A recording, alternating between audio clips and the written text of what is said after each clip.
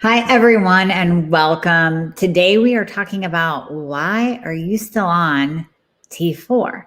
Now, for most of you, I'm talking about T4 only.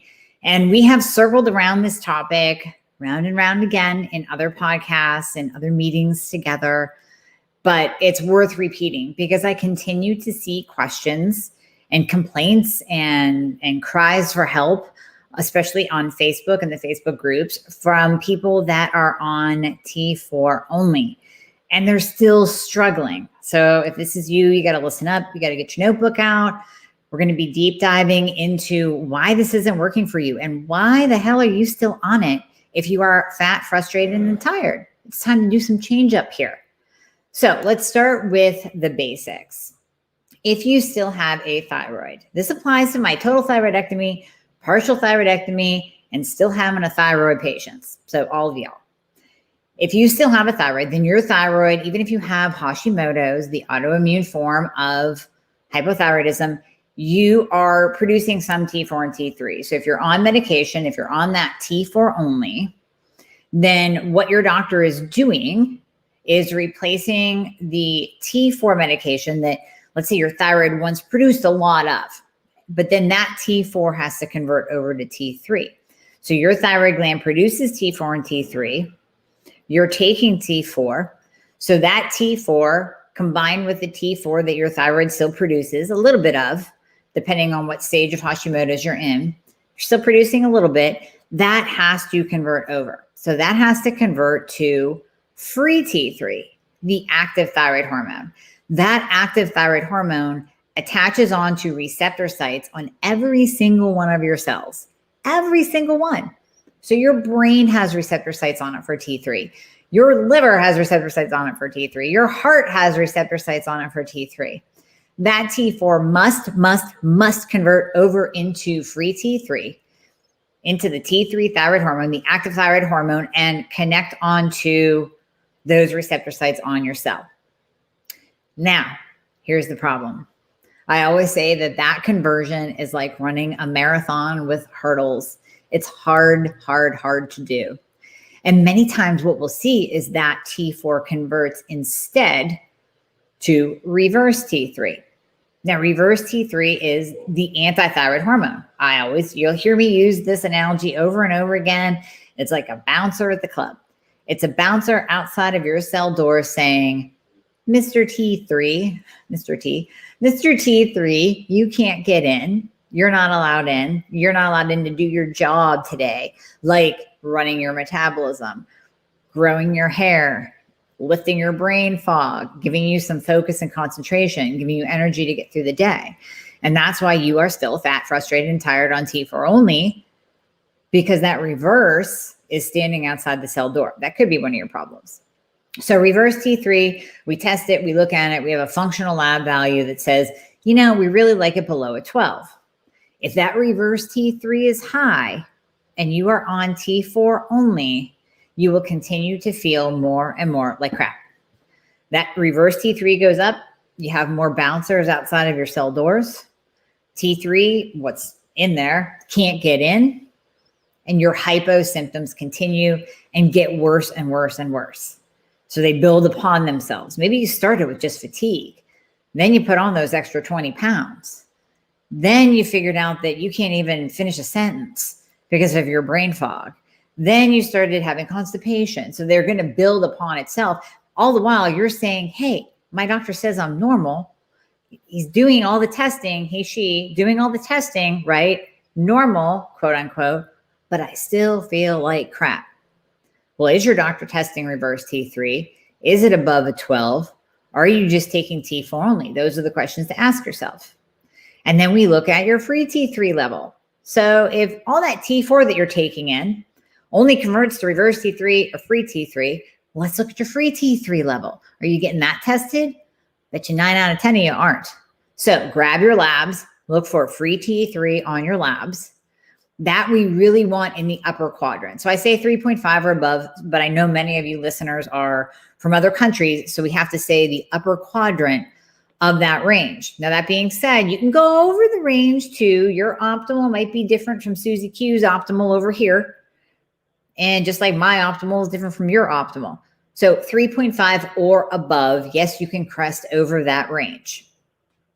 We need to test the free T3 to know how much active thyroid hormone is in your body. So let's go all the way back. You have a thyroid. Thyroid is producing T4 and T3, but you're on T4 because you have hypothyroidism or Hashimoto's. You've been diagnosed. Your doctor's giving you T4. T4 only. Keeps testing you. Keeps testing that TSH and free T4. Keeps telling you you're normal, or maybe gives you more T4. So then we just keep going up and up and up in the dose. So now your dose is increasing. You feel worse. Your dose is increasing. You feel more like garbage. You get more hypo symptoms. Is anybody testing your reverse T3 and free T3? Probably not. So here you are stuck on T4 only. Why are you still staying on T4 only? Well, because my doctor told me I have to, and he increased my dose and said that everything was fine and told me I was normal. But if you don't feel good, if you don't feel like yourself, like you used to, if you don't recognize the person in the mirror, then that's not optimal. Then that means you are not okay. And you cannot accept normal from your doctor as he continues to increase and increase your T4. Okay, so let's go back to the beginning. You have had a partial thyroidectomy or total thyroidectomy. So now we're taking a piece of your thyroid out, maybe a piece, maybe the whole thing. And then let's follow the logic on this. Then we give you T4 only. And we say, here you go, good luck. We hope you convert because we're not giving you any T3. Remember that thyroid gland that you used to have or that was all there at one point in time? That used to produce T4 and T3. It produced two thyroid hormones. It gave you a little bit of the active thyroid hormone. It gave you a little bit of T3 when it was there and it was working. And it also gave you T4. T4 is your storage. That's the storage. So T4 has to convert, remember. So now you have no thyroid or half of one, and we're giving you T4 only. And we are what? You guys have heard me say this before, crossing our fingers and wishing on a rainbow that it converts over to T3.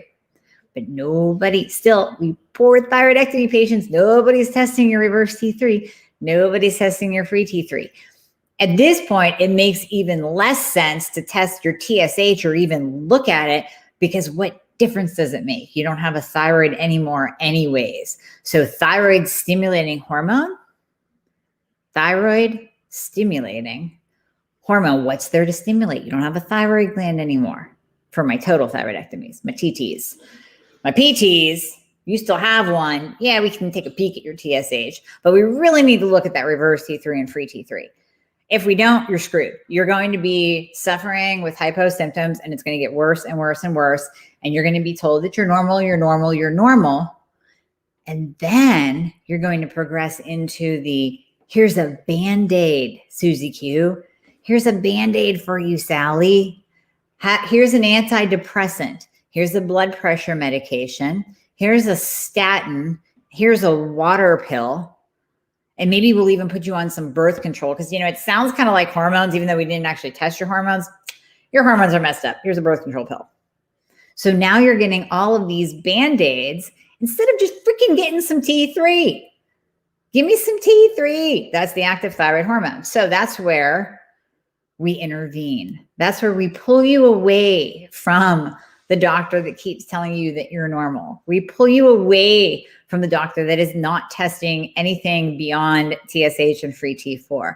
And we do thorough testing and we say, okay, Susie Q or Miss Sally, whichever one you are, we are going to look at your labs in their entirety because you, poor thing, have been stuck on T4 for years. And all the doctors that you've seen, it could be 10 different doctors, 5 different functional practitioners, 3 nutritionists, and 2 integrative medicine docs. And I'm sorry if you still feel like garbage, they have not done their job or they do not specialize in the thyroid. So we're going to pull you away from all of them and we're going to look at you as a whole person. So we're going to test everything. We're going to look at everything. We're going to get that full picture of what's going on with you beyond the TSH and free T4. Because if you're on T4 only and you keep taking it and you keep hoping that you're going to feel better, and you keep trusting in the fact that your doctor says you're normal when deep down you know that you're not. And you're really freaking frustrated that people keep telling you you're normal. And you're like, I'm not normal. I'm really messed up. Somebody needs to jump in and help me. Or you reach that point where you go, am I going crazy? Maybe I am actually losing my mind. Maybe the doctors are right. Maybe I'm just depressed and I need an antidepressant. Maybe I just need a sleeping pill. Yeah, my blood pressure is really high. Gee, that has nothing to do with stress, does it? Maybe I am losing my mind. And then you fall into it. You fall into what you're being told, when in reality, it's so simple. You just need to be looked at as a whole person. You need to look at that free T3 and the reverse T3 to get that whole picture of what's going on. In addition, since I'm on a little bit of a mini rant, let's also talk about the antibodies. Do you know that there are 2 thyroid antibodies? Some doctors don't realize that there are 2, or they find that one is more important than the other. There is TPO and TGA. So thyroid peroxidase and thyroglobulin antibody. So you call it TPAB, however you want to call it. When you're looking at your labs, you're going to look for the whole spelling or the abbreviation. Both of those need to be tested for us to see whether or not you have Hashimoto's. Hashimoto's is the autoimmune form of hypothyroidism. It's important for us to know, not that, I'm not going to stick you on T4 only if you have Hashimoto's, that's for darn sure, but we're going to treat you just like any other hypo patient. 95% of hypothyroid patients have Hashimoto's. It's nice to know, because as you progress through those stages of Hashimoto's, and we can give you a link to the other podcast in the Thyroid Fix podcast grouping of the 5 stages of Hashimoto's that might be good for you to go back and listen to, because we don't want to go into every stage right now. But there are 5 stages. And once you progress into stage 4 and 5, now you're looking at other autoimmune conditions. So I've had a couple patients in the last couple of weeks have Hashimoto's and rheumatoid arthritis, Hashimoto's and celiac disease, Hashimoto's and Crohn's and psoriasis. So where we see one, we normally see more than one. We want to keep those antibodies at bay. We want to reduce them. Now, antibodies do fluctuate. So you can't base your wellness or your, let's say, success in thyroid treatment just based on antibodies alone. They do fluctuate, but we want to take a look at them and know whether or not you have Hashimoto, so we can keep everything at bay and keep your autoimmune from progressing into other autoimmune conditions.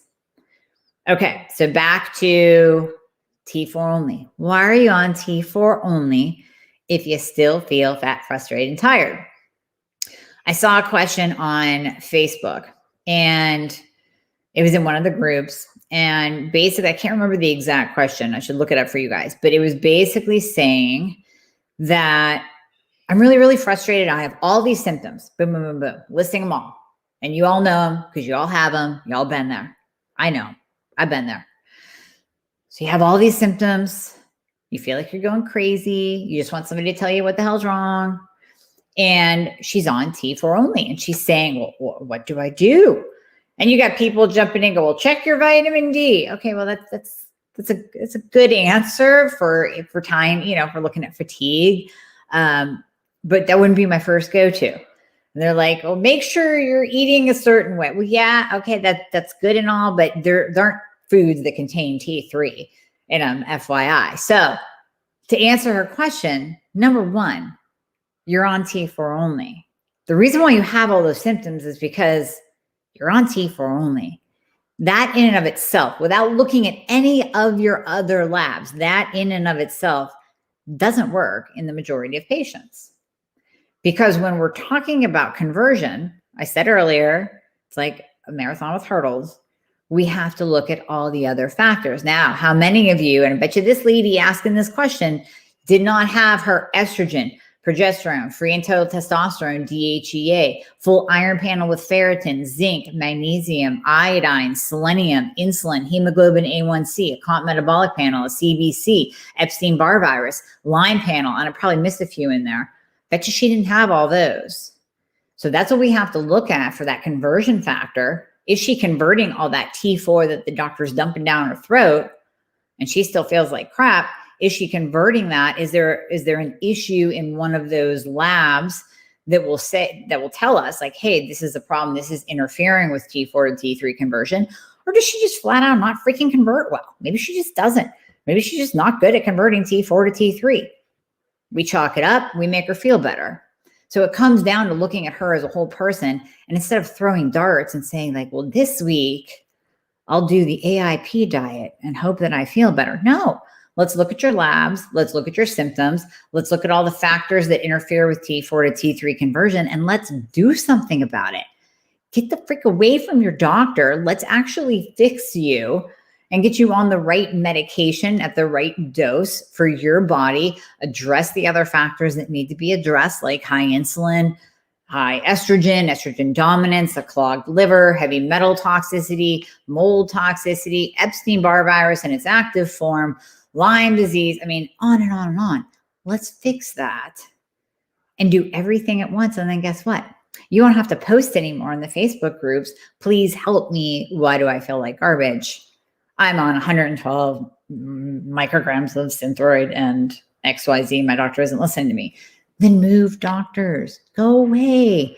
Go away from the doctor that won't test you beyond TSH and 3T4.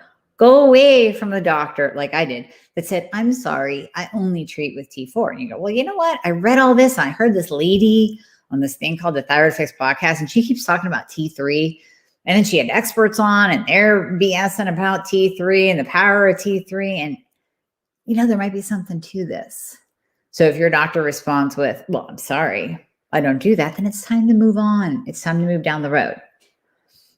I know this is a bit off topic, but I have to tell you this story. And I absolutely, I mean, I promise you I will be doing a separate video podcast, something on this, because it literally infuriated me last week. I'm doing a follow-up with a patient, and she goes to her OBGYN. So her endocrinologist, worthless, pointless.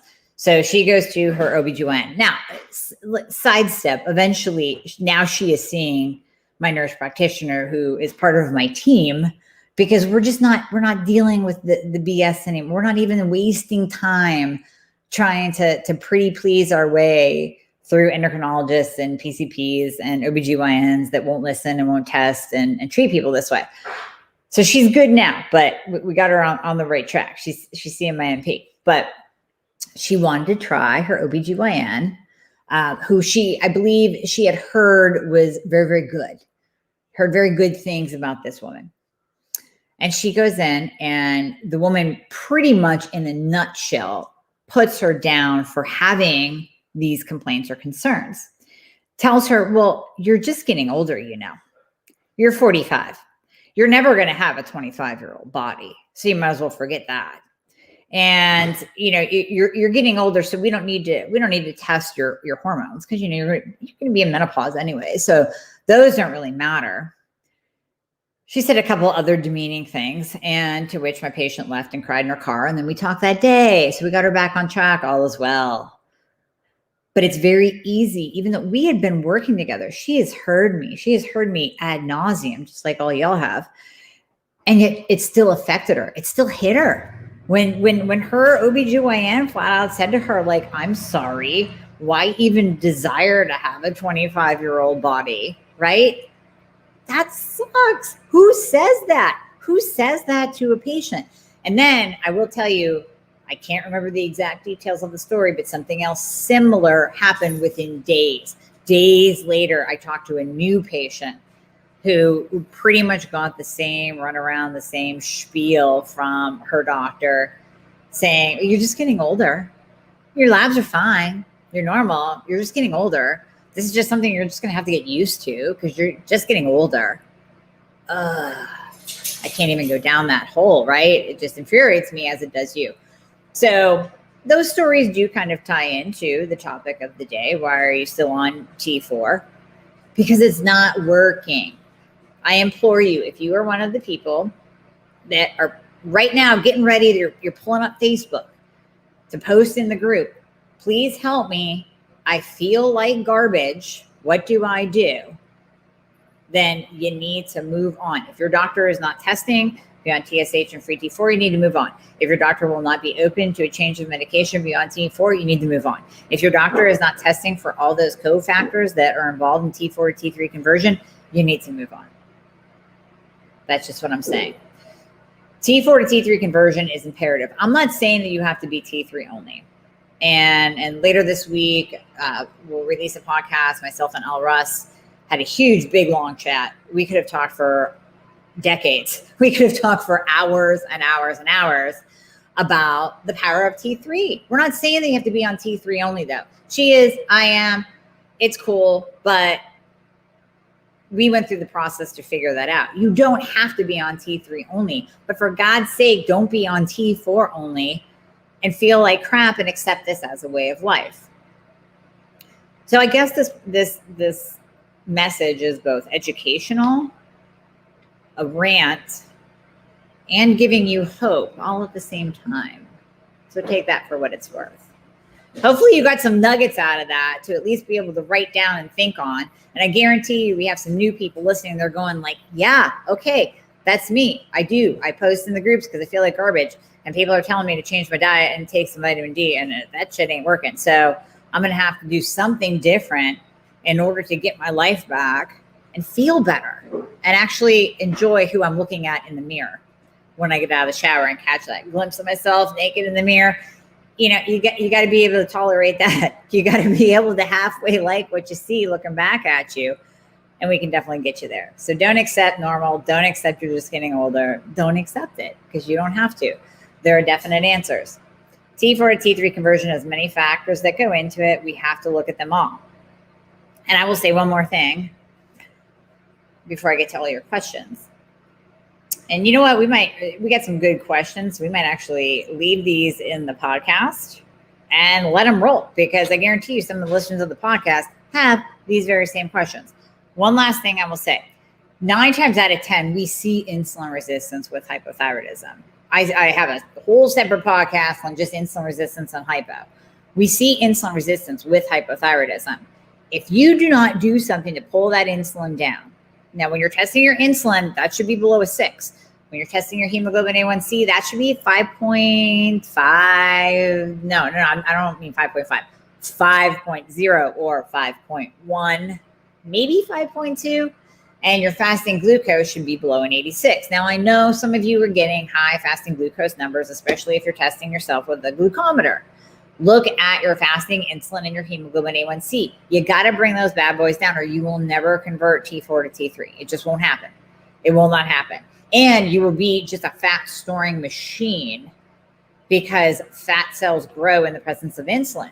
So here you are already stuck on T4. Your doctor won't change. They're not testing everything. You got insulin resistance. You got the double whammy to your metabolism, which is hypothyroidism that isn't being treated properly, plus insulin resistance. You're just going to be storing fat left and right.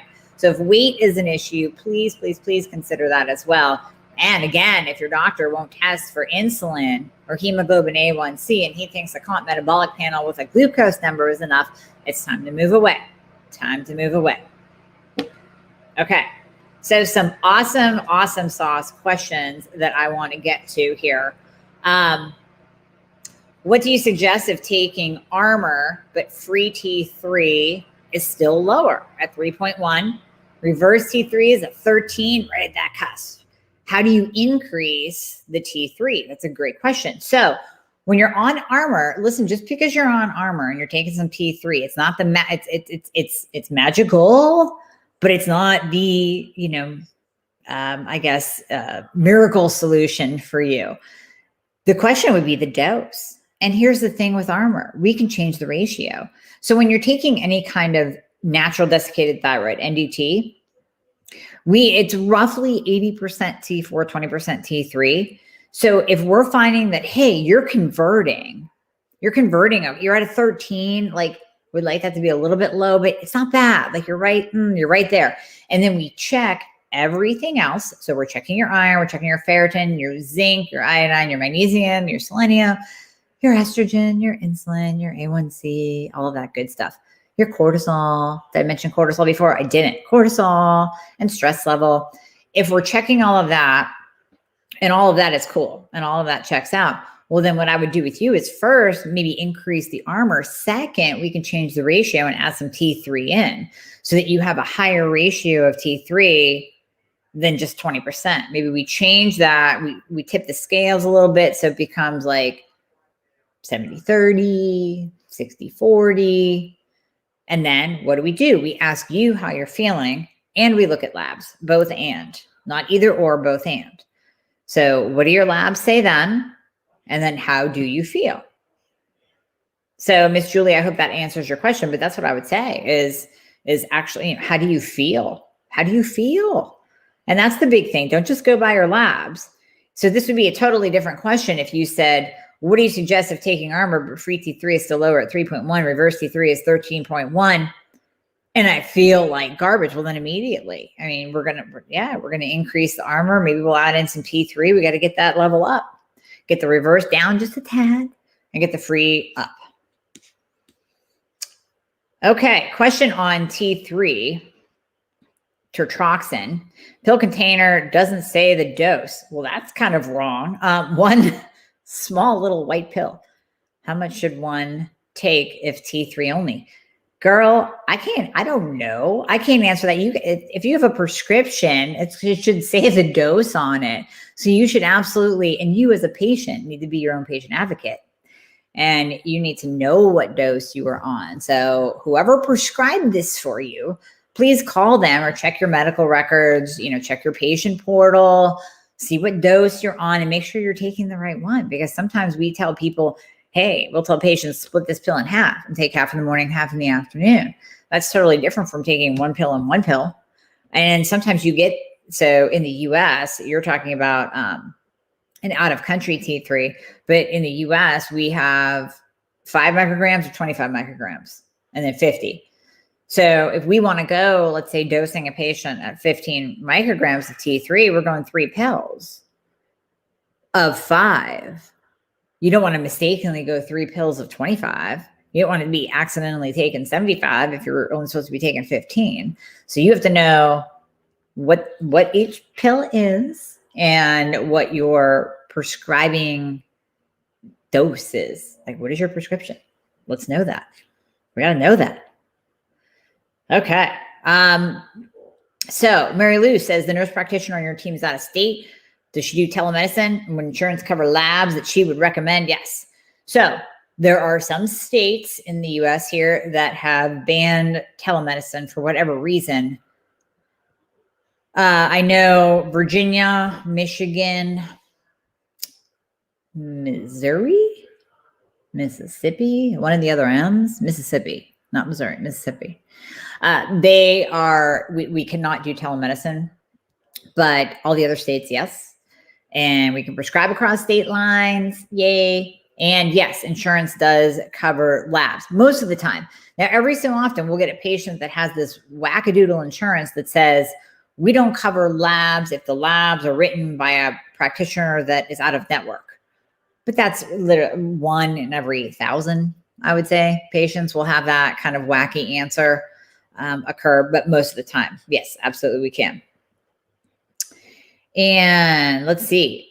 Is there a connection between Hashimoto's and non-alcoholic fatty liver? Really good question. What do you recommend for non-alcoholic fatty liver disease? So with Hashi, we often see high insulin. So I said insulin resistance, type 2 diabetes. It is that high insulin that often causes fatty liver because the fat accumulates in the liver from people walking around with really high insulin and high glucose numbers.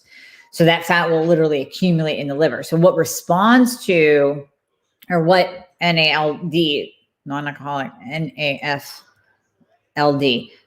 NAFLD, what that responds to is intermittent fasting and a low carbohydrate diet. Because when you pull down the insulin and you're dropping the glucose level and you're maybe even producing some ketones and you do some intermittent fasting, you're allowing your body to burn the fat stores that are in your liver. So instead of the fat stores on your body, we want to burn those fat stores in the liver. And in order to do so, we have to drop the insulin, lower the blood glucose, get you out of that insulin resistant state. And then your body can actually tap into your liver to burn those fat stores. And there's some supplements that we can use as well. You've heard me talk about berberine. I love berberine by Designs for Health, berberine synergy.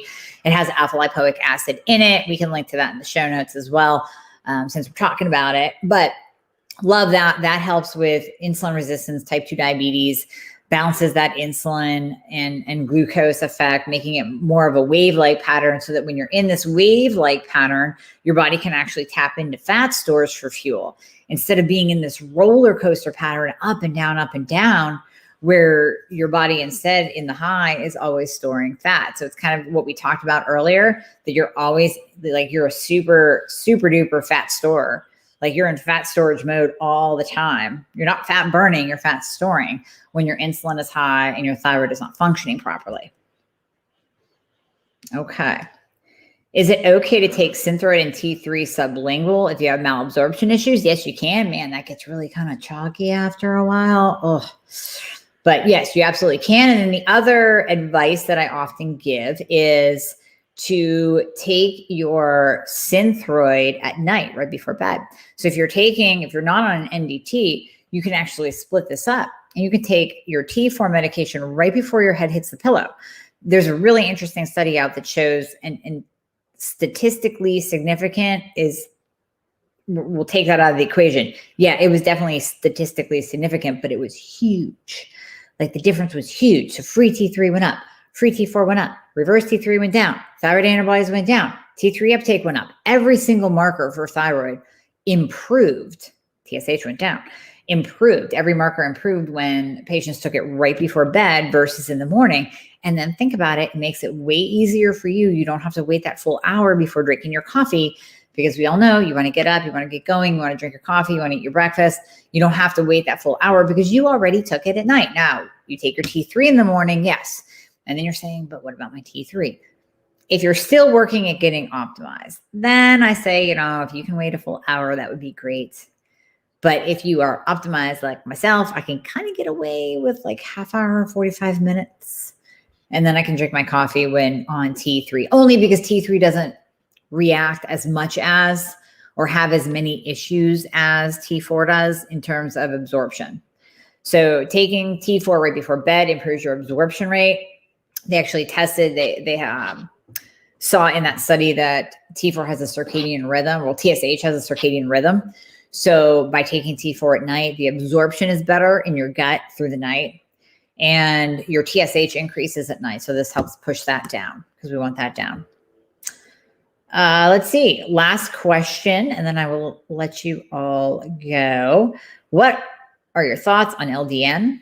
And should there be any circumstances that it shouldn't be taken? Okay, that's a great question. I love LDN, low dose naltrexone, for those of you who don't know what it is. LDN is used in autoimmune conditions. It works fantastically to bring down antibodies. It works really, really well on insulin resistance, and it lowers inflammation. Now, are there any circumstances that it shouldn't? That's individualized. So that really is between you and your prescribing doctor as to if you fall into like a contraindication category of some sort.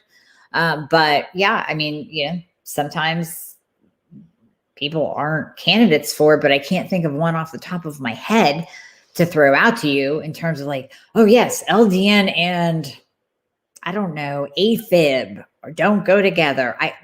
That's just made up. I just totally pulled that out. But I don't know off the top of my head what contraindications there are for LDN. So there we go. So anyone else that is on, I'm going to go through and answer your questions. We got a lot of highs. Hi, Donna. Hi, Kathleen. Hi, Tracy. Hi, Becky. Hi, Mary Ellen. Thank you all for jumping on. Anzia, you had a question up here. So you're from South Africa. Thyroid removed in 2019. You gained some weight. You had radioactive iodine last year due to cancer. Gained some more weight.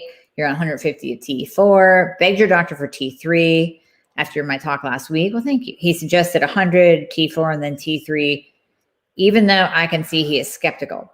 Okay, so your doc's skeptical about the T3. I get it.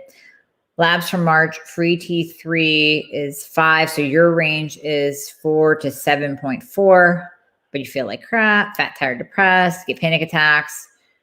Reverse T3 is almost impossible to get. So that's the big problem, Ansia. So you got to get that reverse T3 one way or another. Are you able to order your own labs? Like, can you guys order your own labs from, like, you know how we have Ulta?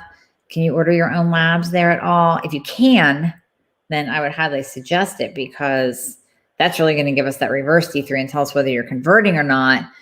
And then remember, free T3, upper part of the range, upper quadrant. That's what we want. So then I grabbed your question on the tetroxin. So that's where it's from. So now that I'm seeing your question above, so the tetroxin is from South Africa, but you gotta know, you gotta know what dose you're on. I bet you he started you at 5. Like Donna said, it's got to be either 5 or 25, but I don't know if they're dosing it differently with tetroxin over there in South Africa. So you got to make sure that you don't have like a 50 microgram tablet sitting there. I doubt it, but I just wanted to say. So, okay, you answered Donna. That's all cool. Okay. Thank you all for tagging people that you think would be loving this. And Valbona, you said, what do you think about NAC? I love NAC. NAC's a precursor. N-acetylcysteine. It's a precursor to glutathione, one of the most potent antioxidants in the body. So heck yeah. Here's the thing though. I kind of like liposomal glutathione better, because then you're skipping the middleman. You don't have to rely on your body to convert NAC over to glutathione. So that's another thing I love. Designs for Health has a liposomal glutathione that just goes right under the tongue, gets absorbed right into the bloodstream. So let's see. KL, you said when taking T4 at bedtime still needs to be on an empty stomach. Yeah, but most of us don't feed our faces within an hour of going to bed. So yeah, you definitely want to stop eating an hour before you go to bed and taking your T4 medication for sure. Okay. Mary, is it safe and what work? Sublingual, under tongue, T4 and T3? I'm not sure what you're asking there, Mary. Yeah, you can put T4 and T3 under your tongue. It just gets really, crummy, chalky, icky. That's all I can say. Yeah. And yes, Anzia, go see your pharmacist tomorrow, please, before you take that. Know what your dose is. All right, everyone. I hope this helped. I felt just, like I said, I felt compelled to do just even a short segment on T4, because I keep seeing it. And it's funny, I think, and I can speak to my admins of Attuned. I mean, you guys are so knowledgeable. I mean, does it constantly amaze you when people come in and they're still like, I'm on T4 only, and I feel like garbage. And you just want to be like, oh, but this is common sense, but yet it's not to the newbies. So we're always going to have new people being diagnosed, right? We have, like, the stat is something like, I could have this completely wrong, but I want to say, I think it's right. 16 million have hypothyroidism and 8 million are undiagnosed. So we're having newbies all the time, right? We got those undiagnosed newbies that are grabbing life by the balls and saying, hey, I'm going to go find a doctor who will tell me what the hell's wrong with me, because I know something's wrong with me. I know my body. I know something's wrong with me. And then we have the newbies that were diagnosed and they're like, yay, I finally got a diagnosis. At least somebody's telling me what's wrong. But I thought that this T4 would be this magical pill, and it's not. So now what? So we have newbies coming in all the time, but still, I mean, it's like, we got to keep getting the message out. You can't just rely on T4 only as a medication to treat, especially if you had a partial thyroidectomy or total thyroidectomy. So I really, really, really hope that this helps. Like I said, you will see this release as a podcast. So you can please go to the Thyroid Fix podcast on all podcast platforms and click subscribe. That way you will get notified of any new release that we have, any podcast that we record that's not on Facebook Live. Like this week, we have me and El Russ doing a chitty chat on the importance of T3. So this is all going to kind of work together, right? We got a theme going on this week. It's all going to work together. You will absolutely love that podcast. So make sure you subscribe to the Thyroid Fix podcast so you can get all the latest episodes at your fingertips. And then that way you don't have to watch a video, because when you're watching this on Facebook or YouTube, if you click off of it, then it stops playing. But with podcasts, you can text, you can check your email. It's still playing. You're blow drying your hair. You're listening to it while you're working out. That's what I do with podcasts. So I hope you enjoy. I hope this gives you some great education. And if you have any questions, if you're watching this on the replay, just type them in the box below in the comments section, and I will get back to you. All right. Take care. Have a great night.